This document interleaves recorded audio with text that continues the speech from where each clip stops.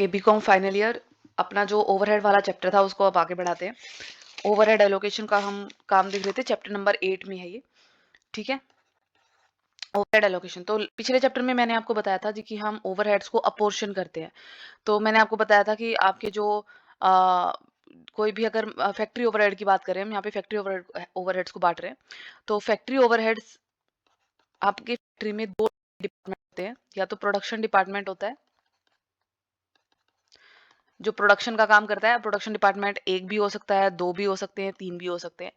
एक होते हैं आपके पास सर्विस डिपार्टमेंट किसी भी फैक्ट्री में। सर्विस डिपार्टमेंट होते हैं जो सर्विसेज प्रोवाइड कराते हैं अलग अलग डिपार्टमेंट्स को। ठीक है, तो ये भी आपके एक हो सकता है, दो हो सकता है, तीन हो सकते हैं।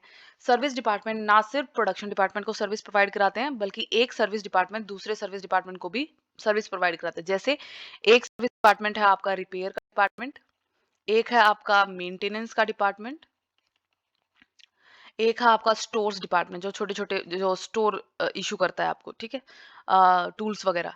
ठीक है, तो ये हो गए आपके सर्विस डिपार्टमेंट। तो रिपेयर डिपार्टमेंट जो है आपका, वो मान लीजिए स्टोर डिपार्टमेंट में कोई रिपेयरिंग की जरूरत है तो उसको भी रिपेयरिंग करके देगा, और जो प्रोडक्शन डिपार्टमेंट है उनके अंदर भी रिपेयरिंग करेगा। तो रिपेयर डिपार्टमेंट की जो कॉस्ट आ रही है, जो लागत आ रही है, वो किस चीज से संबंधित है?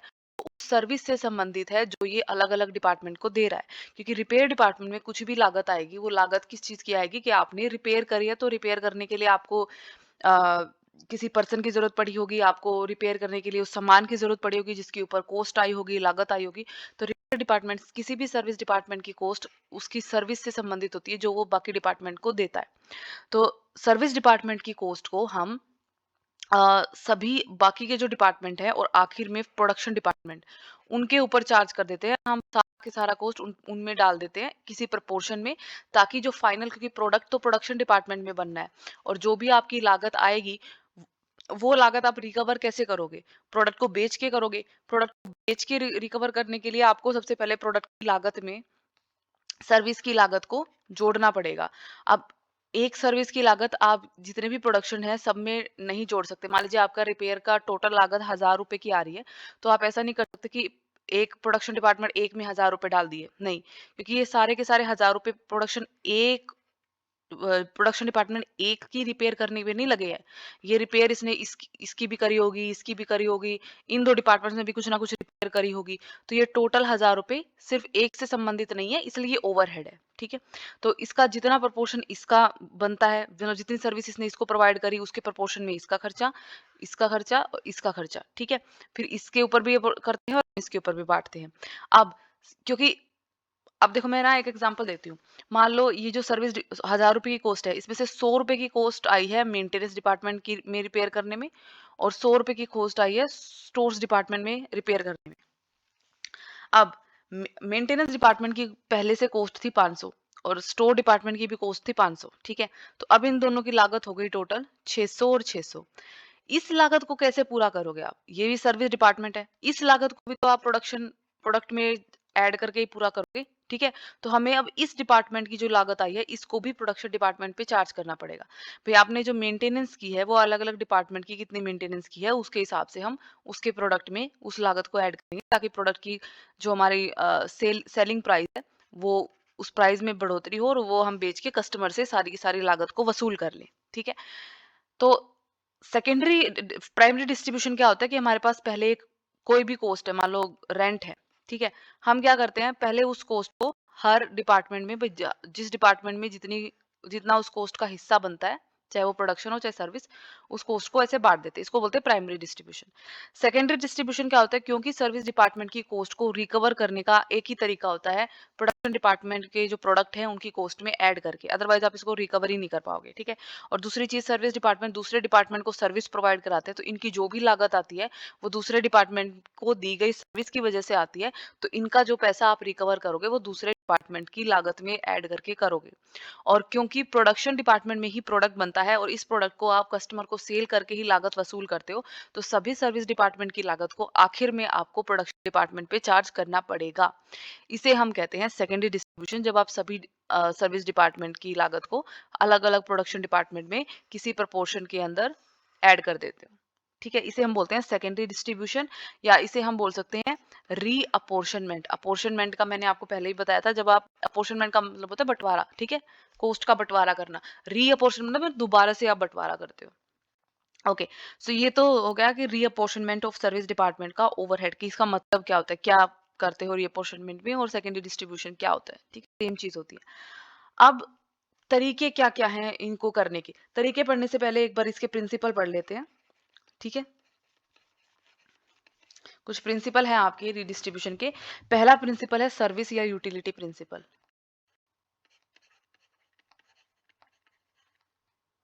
सर्विस या यूटिलिटी प्रिंसिपल आपको कह रहा है ये कि कोई भी कोस्ट सेंटर है, चाहे वो आपका कोई एक प्रोडक्शन डिपार्टमेंट है या सर्विस डिपार्टमेंट है, जिस प्रपोर्शन में, जिस रेशो में उसको सर्विस डिपार्टमेंट से सर्विस मिल रही है, उसी रेशो में उसमें वो उस सर्विस डिपार्टमेंट का ओवरहेड डिस्ट्रीब्यूट होना चाहिए, ठीक है। जैसे रिपेयर्स डिपार्टमेंट है एक, ठीक है, ये एक सर्विस डिपार्टमेंट है, और आपके पास ए बी सी तीन प्रोडक्शन डिपार्टमेंट है। जिस रेशो में ये ए बी और सी इस रिपेयर डिपार्टमेंट से सर्विस प्राप्त कर रहे हैं, उस रेशो में इस रिपेयर डिपार्टमेंट के ओवरहेड इन सभी डिपार्टमेंट में बंटने चाहिए। ये कहता है आपका सर्विस और यूटिलिटी, ठीक है। तो अगर मान लीजिए ए का प्रपोर्शन जो है सर्विस प्राप्त करने का 5 है, इसका 2 है, इसका 3 है, तो ये इस रेशो में बटेगा, ठीक है। कि और किस तरह कैसे बांटते हैं हम, टाइम के बेसिस पे, कितने घंटे लगे किसी डिपार्टमेंट में रिपेयर करने में। मान लो इसमें 5 घंटे लगे, इसमें 2 घंटे लगे, इसमें 3 घंटे लगे, तो इस रेशो में ये रिपेयर का खर्चा तीनों डिपार्टमेंट में बट जाएगा। सेकंड जो बेसिस है वो है आपका सर्वे प्रिंसिपल। सर्वे प्रिंसिपल क्या होता है, कई बार ये चीज हम नहीं निकाल पाते कि किसी डिपार्टमेंट ने किसी सर्विस डिपार्टमेंट ने किसी डिपार्टमेंट को कितनी सर्विस प्रोवाइड कराई है। तो ये निकालने के लिए हम क्या करते हैं, हम एक सर्वे करते हैं, ठीक है। जैसे अ, मान लीजिए आप अ, आपको इसमें एक एग्जांपल भी दे रखा है, वर्क मैनेजर, जो फैक्ट्री में आपका मैनेज करने का काम करता है। तो जो वर्क मैनेजर की सैलरी होती है, वर्क मैनेजर काफ़ी सारे डिपार्टमेंट्स को सँभालता है, ठीक है? मान लीजिए आपके 3 प्रोडक्शन डिपार्टमेंट है, तो तीनों प्रोडक्शन डिपार्टमेंट्स में वो काम सँभालेगा, काम देखेगा, सुपरवाइज़ करेगा, ठीक है? तो वर्क मैनेजर का हमें ये नहीं पता कि भई इसने किस डिपार्टमेंट में कितनी सर्विस प्रोवाइड कराई है, तो हम क्या करेंगे, हर डिपार्टमेंट में एक सर्वे करेंगे, ठीक है? और ये उनसे पूछेंगे, हर डिपार्टमेंट से पता करेंगे भी आपके डिपार्टमेंट ने में इस वर्क मैनेजर ने कितने घंटे, कितना टाइम दिया है। मान लीजिए ए डिपार्टमेंट में इसने 10 घंटे दिया है, बी डिपार्टमेंट में 25 घंटे दिया है, टोटल हफ्ते में लगा लो, और सी डिपार्टमेंट में इसने 40 घंटे दिए हैं, ठीक है? तो उसके बेसिस पे फिर हम ओवरहेड को या वर्क मैनेजर की जो सैलरी है, क्योंकि ओवरहेड है, तो इसको हम सारे डिपार्टमेंट्स के अंदर डिस्ट्रीब्यूट कर देंगे, ठीक है। तो ये होता है सर्वे प्रिंसिपल। जब हमें नहीं मालूम होता कि कितना भी किसी ओवरहेड का कितना हिस्सा किस डिपार्टमेंट से संबंधित है, तो हम एक सर्वे कर लेते हैं, हर डिपार्टमेंट में पूछ ही लेते हैं कि आपके डिपार्टमेंट ने इस सर्विस जो है ये सर्विस आपने कितनी यूज करी है, ठीक है, कितने घंटे आपके लगे हैं इस सर्विस को आपको देने में। थर्ड जो होता है वो है अबिलिटी टू पे। एबिलिटी टू पे प्रिंसिपल मतलब होता है, एबिलिटी टू पे का मतलब होता है पे करने की क्षमता। तो पे करने की क्षमता का मतलब होता है कि हम ये देखते हैं कि हर डिपार्टमेंट की पे करने की कितनी क्षमता है। मान लीजिए आपके 3 प्रोडक्शन डिपार्टमेंट है, ए, बी और सी, ठीक है? अब जिस डिपार्टमेंट के प्रॉफिट्स जितने ज़्यादा होते हैं, ठीक है, उसके अंदर हम उतना ही ज़्यादा ओवरहेड को चार्ज कर देते हैं, क्योंकि प्रॉफिट ज़्यादा होगा तो मतलब उस डिपार्टमेंट की पे करने की क्षमता ज़्यादा होगी, ठीक है? तो कोई वो एक्चुअल में कोई पेमेंट नहीं कर रहा, ठीक है? मतलब हो क्या रहा है कि मान लो रिपेयर ही है, रिपेयर का टोटल का 5,000 का आपका लागत आ रही है, ठीक है? ए डिपार्टमेंट में जो प्रोडक्ट बनता है, वो बेच के 10,000 का प्रॉफिट कमाते हो। बी डिपार्टमेंट में जो प्रोडक्ट बनता है, उसको में बेच के 5,000 का प्रॉफिट कमाते हो, और सी डिपार्टमेंट में जो प्रोडक्ट बनता है, उसको बेच के 8,000 का प्रॉफिट आप कमा लेते हो, ठीक है? सबसे ज़्यादा कमाई इसमें हो रही है, यानी इसमें बनने वाले प्रोडक्ट की सेल सबसे ज़्यादा है। तो अगर यानी इसकी डिमांड भी सबसे ज़्यादा है, ठीक है? तो अगर मैं इसकी कॉस्ट में, इसमें जो प्रोडक्ट बनते हैं, उसकी लागत में थोड़ी ज़्यादा लागत भी ऐड कर दूँ, तो भी वो प्रोडक्ट बिकेगा। ठीक है? उसकी सेल होगी। तो क्योंकि इसके पहले ही ज़्यादा प्रॉफिट हो रहे हैं, तो इसका मतलब मैं इसके ओवरहेड को यहाँ पे चार्ज कर सकती हूँ, ठीक है? और इन प्रॉफिट्स के अगेंस्ट भी आप चार्ज कर सकते हो, क्योंकि इसके प्रॉफिट सबसे ज़्यादा है। नाउ फोर्थ है आपका एफिशिएंसी और इंसेंटिव प्रिंसिपल।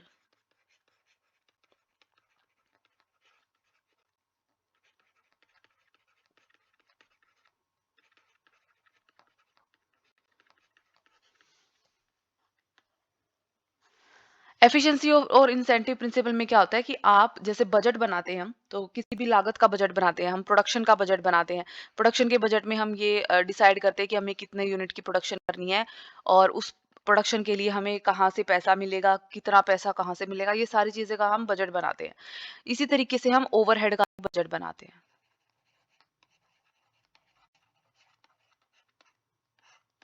ठीक है? ओवरहेड का भी बजट बनाते हैं। अगर मान लीजिए आपका प्रोडक्शन कभी ज़्यादा होता है, ठीक है? तो एफिशिएंसी बढ़ जाएगी। प्रोडक्शन ज़्यादा होने की वजह से आपका जो पर यूनिट ओवरहेड है, किसी भी डिपार्टमेंट का जिसका प्रोडक्शन ज़्यादा है, वो आपका कम हो जाएगा। क्योंकि मान लीजिए आप उसमें 2000 का ओवरहेड लगा रहे थे और आप 10 यूनिट बना रहे थे, तो 20 पे आपका पर यूनिट ओवरहेड आ रहा था। अब आपकी 100 यूनिट बननी स्टार्ट हो गई। सॉरी, 200 रुपए आ रहा था और 100 यूनिट बननी स्टार्ट हो गई, तो आपका ओवरहेड हो गया 20 रुपए। ठीक है? तो पर यूनिट ओवरहेड आपका कम हो जाता है। तो इसमें हम स्टैंडर्ड वगैरह सेट करके डिसाइड करते हैं कि कितना ओवरहेड कहाँ जाएगा। ठीक है? ये एफिशिएंसी के बेसिस पे होता है कि किस प्रोडक्शन डिपार्टमेंट की कितनी एफिशिएंसी है। ओके, अब हम आ जाते हैं मेथड्स के ऊपर। तो 2 मेथड्स हैं आपके रीअपोर्शन करने के। ठीक है? फर्स्ट मेथड होता है जहाँ पे हम सिर्फ प्रोडक्शन डिपार्टमेंट पे डायरेक्ट जितने भी सर्विस डिपार्टमेंट है ना आपकी, उनकी कॉस्ट सीधे प्रोडक्शन डिपार्टमेंट पे चार्ज कर देते हैं। ठीक है? So only to production department.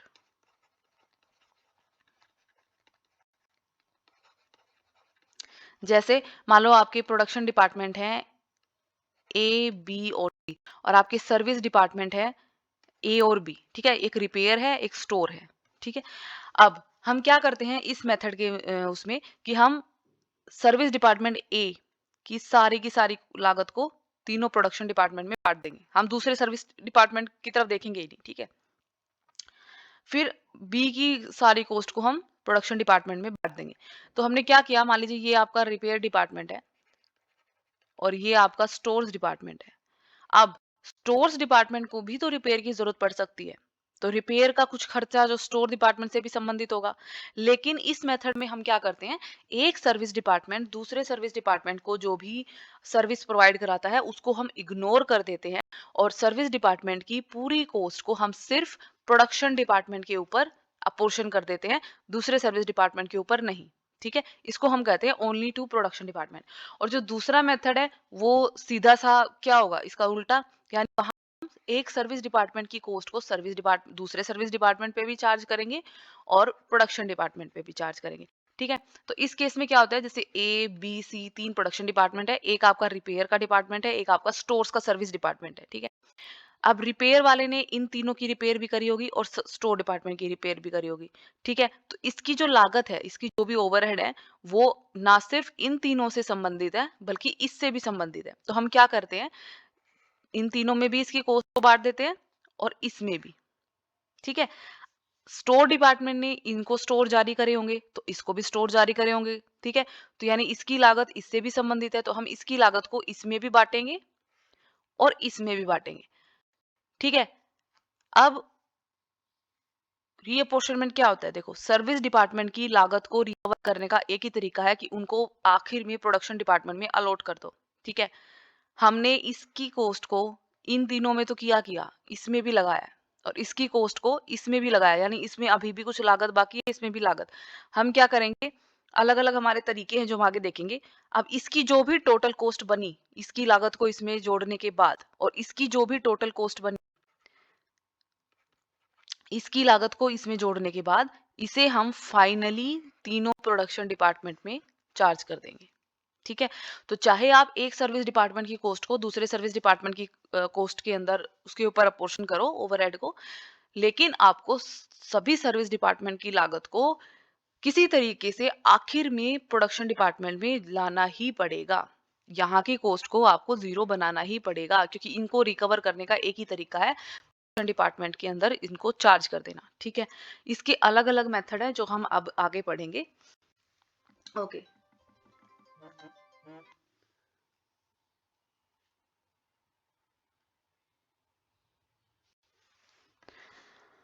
सबसे पहले तो ये देख लेते हैं ओनली टू प्रोडक्शन डिपार्टमेंट। जो प्रोडक्शन डिपार्टमेंट के ऊपर आप सिर्फ प्रोडक्शन डिपार्टमेंट के ऊपर अगर आप सर्विस डिपार्टमेंट की कॉस्ट को चार्ज करते हो, तो आपकी बुक में दे रखा है कि हर डिपार्टमेंट में किस बेसिस पे कर सकते हो, क्योंकि किसी ना किसी बेसिस पे ही आप रेशो निकालोगे।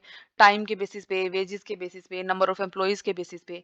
जो बेसिस आपको दे रखे हैं वो है direct labour our, direct wages, machine our, number of requisition for store, number of employee, horse power, weight of material. तो ऐसे अलग अलग वेजेस है जिसके बेसिस पे सीधे सीधे आप, जैसे रिपेयर है, रिपेयर का खर्चा आपका होता है टाइम के बेसिस पे, मान लीजिए। ठीक है, तो टाइम भाई तीनों प्रोडक्शन डिपार्टमेंट में जितना जितना का उसके रेशो में हमने रिपेयर को सीधा प्रोडक्शन पे डिस्ट्रीब्यूट कर दिया, दूसरे सर्विस की तरफ देखा भी नहीं। ठीक है, सेकंड वाला जो मेथड है हमारा, जिसमें हम सर्विस डिपार्टमेंट पे भी लगाते हैं, क्योंकि ऑब्वियस सी बात है एक सर्विस डिपार्टमेंट दूसरे सर्विस डिपार्टमेंट को भी कुछ ना कुछ सर्विस प्रोवाइड कराता है, सेवा प्रदान करता है। तो उनकी कॉस्ट में भी दूसरे की जो है लागत शामिल होगी। तो दूसरे वाले मेथड पे आ जाते हैं सीधा, जब आप सर्विस में भी डालते हो और प्रोडक्शन पे भी। फर्स्ट जो मेथड है इसके अंदर, उसे हम बोलते हैं डिसेंडिंग डिपार्टमेंटल अपोर्शनमेंट।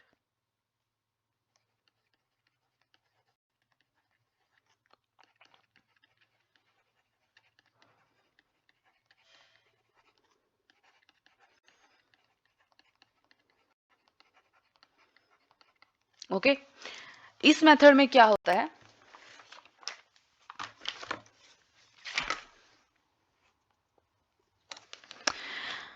इस मेथड के अंदर हम क्या करते हैं कि जैसे अगर आपके पास मान लीजिए 3 सर्विस डिपार्टमेंट है और ए 3 आपके प्रोडक्शन डिपार्टमेंट है, ठीक है? तो इसमें हम क्या करते हैं कि सबसे पहले कोई एक सर्विस डिपार्टमेंट पकड़ लेते हैं। मान लीजिए हमने ये पकड़ लिया, ठीक है? अब इसकी ओवरहेड को, जितना भी इसका ओवरहेड है, उसे इसमें, इसमें, इसमें, इसमें और इसमें हम बाँट देते हैं, ठीक है?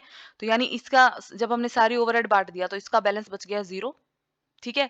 इसके जो से बैलेंस था उसमें ये ऐड हो जाएगा, इसके पहले वाले बैलेंस में ऐड हो जाएगा, ये ऐड हो जाएगा, इसकी जो पहले से कॉस्ट है उसमें ऐड हो जाएगा और इसकी इसकी पहले वाली कॉस्ट में भी ऐड हो जाएगा जो आपने इसमें से हर किसी में बाँटा है, ठीक है? बेसिस पे। बेसिस आपको दे रखे होंगे, हमें मालूम है कौन-सा खर्चा ओवरहेड है किस बेसिस पे बटेगा। जैसे मान लीजिए आपका टाइम कीपिंग है, तो टाइम कीपिंग बढ़ता है number of employees. Time keeping का मतलब होता है टाइम कीप करना, कि कौन-सा वर्कर कब आया, किस वक़्त पे आया, किस वक़्त पे गया, वगैरह-वगैरह। तो ये टाइम कीपिंग का डिपार्टमेंट होता है, ये नंबर ऑफ एम्प्लॉइज़ के बेसिस पे हम उसका खर्चा बाँटते हैं, ठीक है? तो मान लीजिए हमने वो बाँट दिया। अब इसका टोटल, इन इन तीनों का टोटल, ठीक है? एक खर्चा 0 हो गया हमारा। अब हम लेते हैं दूसरा सर्विस डिपार्टमेंट का ओवरहेड। हमने ये सर्विस डिपार्टमेंट ले लिया। अब इसका ओवरहेड जिस बेसिस पे बँटना है, उस बेसिस पे हम इसमें बाँट देंगे, इसमें, इसमें, इसमें तो कुछ जाएगा ही नहीं अब, ठीक है? इसमें कुछ नहीं जाएगा और इसमें बाँट देंगे। तो इसका बैलेंस हो गया अब 0, ठीक है? आखिर में बच गया ये, इसका ओरिजिनल बैलेंस प्लस ए वाला हिस्सा प्लस बी वाला हिस्सा, इसका टोटल निकाल लिया। उसे अब हम क्या करेंगे, अब सिर्फ प्रोडक्शन डिपार्टमेंट बच गए। प्रोडक्शन डिपार्टमेंट में किसी रेशो में बाँट देंगे। इसको हम कहते हैं डिसेंडिंग डिपार्टमेंटल अपॉर्शनमेंट, ठीक है? कि पहले आपने एक सेंटर पकड़ा, उसकी कॉस्ट को बाकी सब में बाँट दिया, तो उसकी कॉस्ट हो गई 0। फिर आपने दूसरा सर्विस सेंटर पकड़ा, उसकी कॉस्ट को सब में बाँट दिया, उसकी कॉस्ट हो गई 0 और तीसरा आपने सर्विस सेंटर पकड़ा, उसके ओवरहेड को बाँट दिया, उसके ओवरहेड हो गए 0 और आखिर में सारा बैलेंस ए और बी प्रोडक्शन डिपार्टमेंट में बँट गया, ठीक है? इम्पोर्टेंट चीज़ ये है, क्योंकि इस वाले सर्विस डिपार्टमेंट का आपने इसमें भी कुछ ना कुछ बाँटा है और इसमें भी, तो दोनों का बैलेंस उतने से बढ़ जाएगा। फिर इसका जो टोटल आया, ये जो टोटल है, इसको आपने इसमें चार्ज किया है, इसमें भी बाँटा है, तो अब इसका टोटल इतना हो जाएगा, जिसमें ए का भी हिस्सा है, बी का भी हिस्सा है और इसका हिस्सा तो है ही है, ठीक है? इलस्ट्रेशन देखते हैं, अच्छे से समझ में आएगा।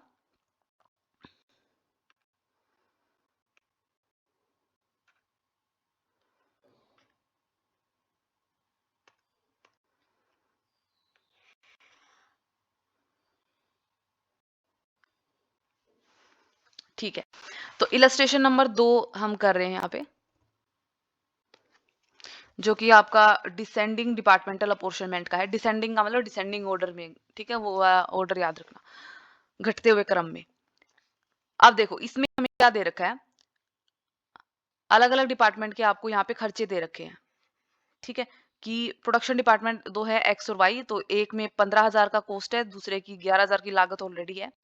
ये आपके सर्विस डिपार्टमेंट है, टाइम कीपिंग लागत जो आई है आपकी 8,000, ओवरहेड है ये सारे, स्टोर के ओवरहेड हैं 10,000 और मेंटेनेंस के ओवरहेड हैं 6,000, ठीक है। यहाँ पे हमारे ऑलरेडी सारे ओवरहेड का प्राइमरी डिस्ट्रीब्यूशन हो चुका है, ठीक है। अगर मैं आपको जो फर्स्ट इलस्ट्रेशन हमने देखा था, तो इसमें हमें डिपार्टमेंटल बता रखे थे कि ए बी सी डिपार्टमेंट है और डी आपका सर्विस डिपार्टमेंट है और ये आपके अलग अलग ओवरहेड हैं, ठीक है। अलग अलग ओवरहेड जब दे रखे होते हैं और आपको सिर्फ डिपार्टमेंट का नाम दे रखा होता है, इसका मतलब है प्राइमरी डिस्ट्रीब्यूशन नहीं हुआ। प्राइमरी डिस्ट्रीब्यूशन किया तो अलग अलग डिपार्टमेंट में हमने ये बांट दिए थे खर्चे, ठीक है। यहाँ क्या कर रखा है इन्होंने, पहले से ही अलग अलग डिपार्टमेंट में सारे खर्चे, सारे ओवरहेड ऐड करके हमें दिए हुए हैं, तो प्राइमरी डिस्ट्रीब्यूशन यहाँ हो चुका है, ठीक है। नीचे आपको एडिशनल इन्फॉर्मेशन में देखो ये बेसिस दे रखे हैं। एम्प्लॉय, नंबर ऑफ एम्प्लॉइज, ये प्रोडक्शन डिपार्टमेंट है, तो एक्स में इतने एम्प्लॉइज हैं, वाई में इतने एम्प्लॉइज हैं, टाइम कीपिंग में इतने एम्प्लॉइज काम करते हैं, स्टोर्स डिपार्टमेंट में इतने एम्प्लॉइज हैं और मेंटेनेंस डिपार्टमेंट में इतने एम्प्लॉइज हैं। दूसरा store acquisition number, store acquisition number का मतलब होता है कि आप किसी भी स्टोर से जब भी सामान मंगाते हो तो रिक्विजिशन नंबर क्या है, रिक्वेस्ट करना। आप उसको जो है रिक्वेस्ट भेजते हो एक डॉक्यूमेंट के फॉर्म में कि हमें इस सामान की जरूरत है, ये हमें इशू किया जाए, तो उसे हम बोलते हैं स्टोर रिक्विजिशन। और उसका नंबर जो भी होता है, ठीक है, उस कागज का जो नंबर होता है उसको हम बोलते हैं स्टोर एक्विजिशन नंबर। तो इसने इसके 480 स्टोर एक्विजिशन थे, इसका मतलब इसने इतनी बार गुड्स मंगाए हैं, इसने इतनी बार, टाइम कीपिंग का कुछ नहीं है, ठीक है। और मेंटेनेंस के हैं 120, ठीक है। मशीन आवर, मशीन तो सिर्फ प्रोडक्शन डिपार्टमेंट में ही चलती है, तो प्रोडक्शन डिपार्टमेंट में 30,000 घंटे मशीन चली एक्स में और 20,000 घंटे मशीन चली वाई में, ठीक है। अब आपको सेकेंडरी डिस्ट्रीब्यूशन करके दिखाना है।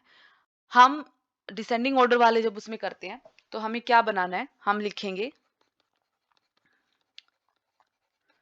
Statement of secondary distribution of overhead, ठीक है। फिर हम यहाँ लिखेंगे पर्टिकुलर्स, जो जो भी आपके कॉस्ट जो आप एलोकेट करने वाले हो। यहाँ आएगा आपका खर्चे का टोटल और यहाँ आपके डिपार्टमेंट, तो जैसे ये प्रोडक्शन डिपार्टमेंट है आपके पास एक्स और वाई, और यहाँ पे आपके पास सर्विस डिपार्टमेंट है। अगर प्राइमरी डिस्ट्रीब्यूशन नहीं कर रखा होता तो हम वो भी कर सकते, पहले प्राइमरी कर देते, फिर ये सेकेंडरी का जो तरीका हम देख रहे हैं इस बेसिस पे सेकेंडरी कर देते। तो सर्विस डिपार्टमेंट है आपके पास टाइम कीपिंग, शॉर्ट में लिख रही हूँ मैं, स्टोर डिपार्टमेंट और मेंटेनेंस डिपार्टमेंट। आप देखो ध्यान रखना, मेंटेनेंस डिपार्टमेंट ने स्टोर डिपार्टमेंट की भी मेंटेनेंस करी होगी, टाइम कीपिंग डिपार्टमेंट की भी मेंटेनेंस करी होगी, स्टोर डिपार्टमेंट ने मेंटेनेंस डिपार्टमेंट को भी स्टोर इशू करे होंगे। टाइम कीपिंग को स्टोर इशू करने की जरूरत नहीं होती है, क्योंकि टाइम कीपिंग का काम है टाइम को मेंटेन करके रखना, वो टाइम रिकॉर्ड करते हैं। स्टोर में पेचकस ये सब थोड़ी करेंगे वो, ठीक है, तो वो मंगाएंगे ही क्यों ये सब चीजें, ठीक है। तो इनको जरूरत नहीं है स्टोर डिपार्टमेंट से कुछ भी मंगाने की, इसलिए स्टोर की कॉस्ट को टाइम कीपिंग में देखो, अगर आप देखोगे ना तो बेसिस में भी, जिस बेसिस में स्टोर की कॉस्ट को बांटना है, स्टोर एक्विजिशन नंबर, वो टाइम कीपिंग का कुछ नहीं दे रखा, क्योंकि इन्होंने कुछ मंगाया नहीं है स्टोर से, ठीक है। ओके, सो अब हम खर्चा बांटेंगे, तो सबसे पहले है ना हम टोटल खर्चा लिख लेते हैं, सबका जो ऑलरेडी इनके अंदर डिस्ट्रीब्यूट करा हुआ है, जो कॉस्ट ऑलरेडी एलोकेटेड है। 15,000 है इसकी, 11,000 है इसकी, 8,000 इसके ओवर खर्चा है, 10,000 इसका टोटल ओवरहेड है और 6,000 इसका है। अब ये आया कैसे? आपके पास अलग-अलग ओवरहेड होंगे, भाई कोई रेंट का होगा, कोई इलेक्ट्रिसिटी का होगा, कोई किसी चीज़ का होगा। इस डिपार्टमेंट ने कुछ इलेक्ट्रिसिटी यूज़ करी होगी तो उसका खर्चा इसमें उस प्रोपोर्शन में इसमें ऐड हो गया। मतलब जिस डिपार्टमेंट ने जितनी इलेक्ट्रिसिटी यूज़ करी उसका उसके हिसाब से उसके रेशो में उसमें इलेक्ट्रिसिटी का खर्चा ऐड हो गया। ऐसे बहुत सारे ओवरहेड होंगे, ठीक है? हमने पिछले इलस्ट्रेशन में भी देखे काफ़ी सारे ओवरहेड होते हैं। तो उनको अलग-अलग बाँट दिया होगा और आखिर में इन सबका टोटल इतना, इतना, इतना, इतना आ गया होगा। ठीक है? टोटल ओवरहेड हर डिपार्टमेंट का। ठीक है। अब हम आते हैं सेकेंडरी डिस्ट्रीब्यूशन की तरफ। तो सबसे पहले हमें क्या डिस्ट्रीब्यूट करना है?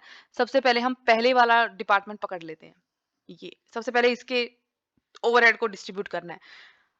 डि descending departmental apportionment method, method का नाम याद रखना। अब इस मेथड में क्या करेंगे, सबसे पहले ये डिपार्टमेंट पकड़ा हमने, इसकी कॉस्ट को हमें डिस्ट्रीब्यूट करना है, रीअपॉर्शनमेंट। टाइम कीपिंग की कॉस्ट को हम करते हैं नंबर ऑफ एम्प्लॉइज के बेसिस पे, ठीक है। यहां हम लिखेंगे अपॉर्शनमेंट ऑफ टाइम कीपिंग, ठीक है? रेशो बना लो इसका। 0, 0, 0 तो कट जाएगी, ठीक है? अब इसको आप 2 से भाग कर दो या जिसे भी भाग होता है, तो ये आपका जो रेशो बन जाएगा, ये बन जाएगा 4, 3, 2, 1, ठीक है? अब हम क्या करेंगे, टाइम कीपिंग डिपार्टमेंट जो कॉस्ट है 8000, इसको 4, 3, 2, 1 के रेशो में बाँट देंगे, क्योंकि एक्स डिपार्टमेंट में 800 एम्प्लॉयी काम करते हैं, वाई डिपार्टमेंट में 600, टाइम कीपिंग में इतने, स्टोर में 400 और मेंटेनेंस में 200। टाइम कीपिंग का आपको रेशो ज़रूर दे रखा है, 320 में काम करते हैं, पर इसका रेशो हम इस रेशो में शामिल नहीं करेंगे, क्यों? क्योंकि टाइम कीपिंग की पूरी लागत तो हम बाकी डिपार्टमेंट में बाँट ही रहे हैं। तो ऐसा थोड़ी है कि हम टाइम कीपिंग की कुछ लागत बाकी में बांट देंगे और टाइम कीपिंग में भी रख लेंगे, नहीं। डिसेंडिंग जो हम मेथड यूज कर रहे हैं अपोर्शनमेंट का, उसमें जिस भी डिपार्टमेंट की कॉस्ट को आपको बांटना है, उसकी कॉस्ट को बाकी डिपार्टमेंट में बांटेंगे, तो रेशो भी बाकी का निकलेगा। तो जैसे एक्स में 800 काम करते हैं, इसमें 600 काम करते हैं, इसमें 400 और इसमें 200, इनका रेशो निकाल लो। 2 चौक 8, 2 तिया 6, 2 दूनी 4, 2 एकम 2, तो 4 3 2 1 ये रेशो आ जाएगा। इस रेशो में हम टाइम कीपिंग की टोटल ओवरहेड की कॉस्ट को यानी 8000 रुपए को बांट देंगे। तो कैसे बांटेंगे? 8000, इनको मैं जोड़ दो, 4 3 7 और दोनों 1 10 बटे में 10 गुणा में 4, ठीक है? ये आ जाएगा आपका 3200। तो यानी एक्स डिपार्टमेंट में टाइम कीपिंग की कॉस्ट आ गई 3200। ऐसे ही हम बाकी का बांट देंगे, तो वाई में आ जाएगी आपकी 2400 गुणा में 3 बटे में 10। इसमें तो खत्म हो ही गया, क्योंकि इसकी कॉस्ट को तो हम बांट ही रहे हैं, तो यहाँ जीरो बैलेंस आ जाएगा। इसमें आ जाएगा आपका 1600 और इसमें आ जाएगा 800, ठीक है? तो हमने टाइम कीपिंग के ओवरहेड की कॉस्ट को बाकी डिपार्टमेंट के अंदर बांट दिया, तो टाइम कीपिंग की कॉस्ट बच गई 0, ठीक है? इसकी कॉस्ट बढ़ गई, ठीक है? इसकी कॉस्ट बढ़ गई, तो इनकी तो बढ़ेगी, क्योंकि सारे सर्विस डिपार्टमेंट की कॉस्ट को हमें आखिर में प्रोडक्ट में ऐड करना है, ठीक है? अब आ जाते हैं सेकंड सर्विस डिपार्टमेंट, इसकी कॉस्ट हो गई 11600 और इस वाले की कॉस्ट हो गई 6800, ठीक है? तो एक सर्विस डिपार्टमेंट का काम हो गया खत्म। अब आ जाओ दूसरा सर्विस डिपार्टमेंट, स्टोर। इसकी कॉस्ट को अब हमें बांटना है बचे हुए डिपार्टमेंट्स में, ठीक है? स्टोर की कॉस्ट को हम बांटते हैं स्टोर रिक्विजिशन नंबर के रेशो में। स्टोर रिक्विजिशन नंबर एक्स का है 480, वाई का है 400 और मेंटेनेंस का है 120। 480, 400 और 120 इनका रेशो बना लो, ठीक है? तो जो स्टोर की आपकी निकलेगा वो रेशो हो जाएगा आपका 12, 10 और 3, ये रेशो बनेगा। तो अब जो स्टोर की कॉस्ट है 11600, इसको 12, 10 और 3 में डिवाइड कर देंगे। 12 एक्स की, 10 वाई की और 3 मेंटेनेंस की। तो इसको जब मैं बांटूंगी तो ये आएगा आपका, एक्स डिपार्टमेंट में जाएगी इसकी कॉस्ट 5568, वाई में जाएगी 4640, इसमें कुछ नहीं जाएगा क्योंकि इसका काम हमारा खत्म हो चुका है। वैसे भी इसका कोई रेशो है नहीं, आप देखो यहाँ स्टोर एक्विजिशन कुछ नहीं है, और इसकी भी कॉस्ट तो हम बांट ही रहे हैं, तो ये 0 हो जाएगा बैलेंस, और बाकी का चला जाएगा आपका 13092 यहाँ पे, ठीक है? तो अब दो स्टोर डिपार्टमेंट सर्विस डिपार्टमेंट की कॉस्ट को हम अपोर्शन कर चुके हैं, ठीक है? इसकी 0 है, इसकी 0 हो गई, बांट दिया हमने पूरे 11600 को, ठीक है? तो ये माइनस करके दिखा सकते हो, माइनस 11600, तो अब ये 0 बैलेंस बच गया। इसकी कितनी हो गई कॉस्ट? ये हो गई आपकी 8192। अब सिर्फ ये डिपार्टमेंट बच गया, हमें सिर्फ इस डिपार्टमेंट की कॉस्ट को बांटना है प्रोडक्शन डिपार्टमेंट्स में, इन दो में, ठीक है? अब रेशो निकाल लेते हैं। मेंटेनेंस का रेशो निकलता है मशीन आवर के बेसिस पे, हम निकाल देंगे इसको। क्यों मशीन आवर? मेंटेनेंस किसकी करते हो आप? मशीन की करते हो। मशीन आवर होते हैं जितने घंटे मशीन चली, तो मेंटेनेंस की जरूरत आपको कब पड़ेगी? जब मशीन चल रही है। इसलिए मेंटेनेंस के खर्चे को हम मशीन आवर में बांट देंगे। वैसे भी आपको थर्ड इन दोनों का एक्स और वाई, ठीक है? इनका रेशो निकालोगे तो ये 3:2 आ जाएगा। तो मेंटेनेंस का खर्चा आप मशीन आवर में 3:2 में बांट दोगे, ठीक है? तो ये जो 8192 है, ये 3 और 2 के रेशो में बढ़ जाएंगे, 4915 और 3277। तो प्रोडक्शन डिपार्टमेंट एक्स की टोटल कॉस्ट हो जाएगी आपकी 28683 और इसकी टोटल कॉस्ट हो जाएगी आपकी 21317। और यहाँ से आपने ये पूरे एक्सपेंसेस बांट दिए, तो इसकी भी 0 है, इसकी भी 0 है, इसकी भी 0 है। तो ऐसे आपने सारे तीनों सर्विस डिपार्टमेंट की ओवरहेड की लागत को प्रोडक्शन डिपार्टमेंट में चार्ज कर दिया। अब आप देखोगे ना, हमने यहाँ से स्टार्ट किया था सारे डिपार्टमेंट के ओवरहेड की कॉस्ट से, इन सब का टोटल है 50,000, और आखिर में जब हम यहाँ पहुंचे, इन दोनों में हमने सारी लागत को बाँट दिया, इसका टोटल भी है 50,000। तो ओवरहेड आपके टोटल 50,000 ही हैं, पर हमने क्या किया है, क्योंकि सर्विस डिपार्टमेंट की जो ओवरहेड है, उसकी कॉस्ट को रिकवर करने का एक ही तरीका है कि हम उसे प्रोडक्शन डिपार्टमेंट के अंदर जोड़ दें, प्रोडक्शन डिपार्टमेंट में बाँट दें, अपोर्शन कर दें। तो हमने इस बेसिस पे ये जो मेथड है हमारा डिसेंडिंग डिपार्टमेंटल अपोर्शनमेंट, जिसमें हम पहले एक डिपार्टमेंट को, सर्विस डिपार्टमेंट को पकड़ते हैं, उसकी टोटल कॉस्ट को बचे हुए सारे डिपार्टमेंट में बाँट देते हैं। फिर दूसरे को पकड़ते हैं, उसकी कॉस्ट को बाकी बचे हुए डिपार्टमेंट में बाँट देते हैं। फिर तीसरे को पकड़ते हैं, उसकी कॉस्ट को जो टोटल आती है, ठीक है? उसकी कॉस्ट को बचे हुए बाकी के जो हमारे प्रोडक्शन डिपार्टमेंट है, उसमें बाँट देते हैं, ठीक है? तो इस तरीके से हम करेंगे डिसेंडिंग डिपार्टमेंटल अपॉर्शनमेंट। ओके, इस लेक्चर में फिलहाल मैं इतना ही करा रही हूँ। इसके बाद हम करेंगे जो, ये तो हो गया आपका प्रोडक्शन और सर्विस, जो हम तरीका कर रहे थे कि इस डिपार्टमेंट की कॉस्ट को, 2 तरीके हमने पढ़े ना, 2 मेथड हैं इस चीज़ के। या तो आप सर्विस डिपार्टमेंट की कॉस्ट को सीधा सिर्फ प्रोडक्शन डिपार्टमेंट में बाँटो, या सर्विस में एक सर्विस डिपार्टमेंट की कॉस्ट को प्रोडक्शन में भी और सर्विस में भी बाँटो, फिर दूसरे सर्विस की कॉस्ट को प्रोडक्शन और सर्विस में, और फिर ऐसे ही करके आखिर में सारे सर्विस डिपार्टमेंट की कॉस्ट को प्रोडक्शन में, ठीक है? तो हम ये वाला तरीका कर रहे हैं। क्योंकि इसमें देखो, हमने क्या किया है, एक सर्विस डिपार्टमेंट की कॉस्ट को प्रोडक्शन में भी बाँटा और बाकी सर्विस में भी बाँटा। फिर इसकी कॉस्ट को सर्विस में भी बाँटा, प्रोडक्शन में भी, और फिर आखिर में इसकी कॉस्ट को हमने प्रोडक्शन में बाँट दिया, ठीक है? अगर पहले वाला तरीका होता डायरेक्ट प्रोडक्शन वाला, तो हम क्या करते, इसकी कॉस्ट को सिर्फ प्रोडक्शन में बाँटते, सर्विस में बाँटते ही नहीं। फिर इसकी कॉस्ट को प्रोडक्शन में बाँट देते और इसकी कॉस्ट को प्रोडक्शन में बाँट देते, सिंपल, ठीक है?